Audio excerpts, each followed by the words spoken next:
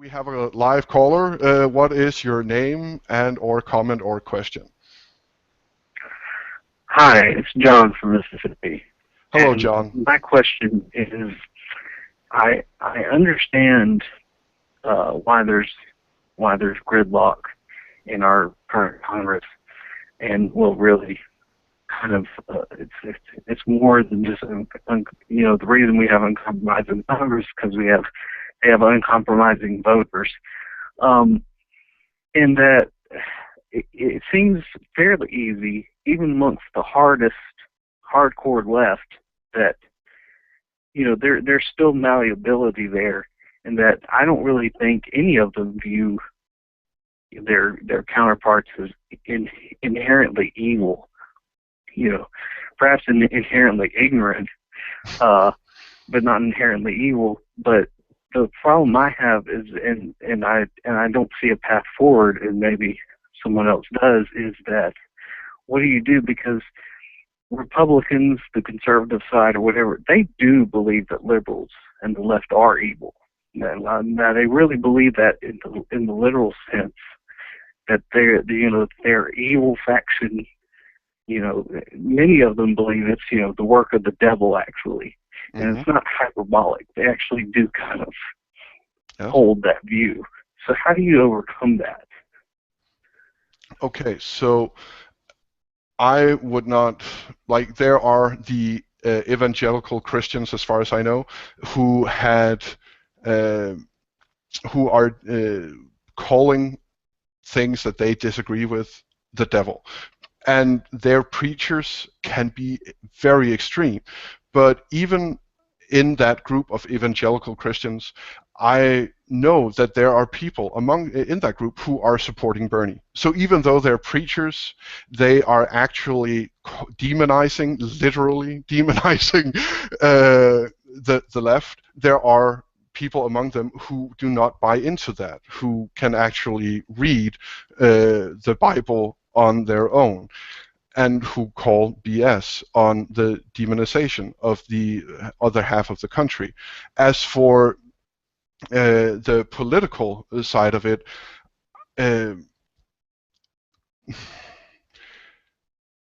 extremes will always be the loudest. So the Tea Party got very quickly hijacked by the extremists. Like the Tea Party, I read a study done by a woman. I can't remember her name. I can find it and put it on my page if you want it. She did a study on the Tea Party in its early years, where she talked with a lot of people who had a lot of arguments and a lot of rhetoric about why they were joining the Tea Party, but they got co-opted. They joined the Tea Party to save Social Security, but to stop the extreme spending on military and the money being sent after corporations. But they got shoved out by these people who just kept screaming. So the uncompromising people, what you talked about with the people who are electing the officials, the politicians, that they are uncompromising. No, the perception of them being uncompromising is being presented by media.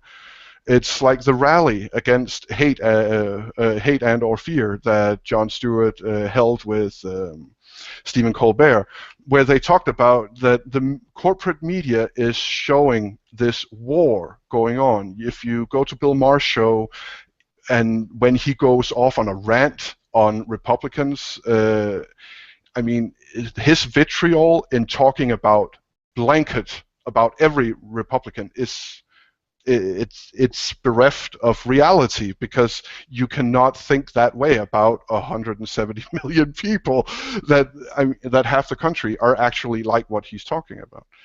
So I don't buy in to this fact. There are people who are just as uncompromising on the left as there are on the right.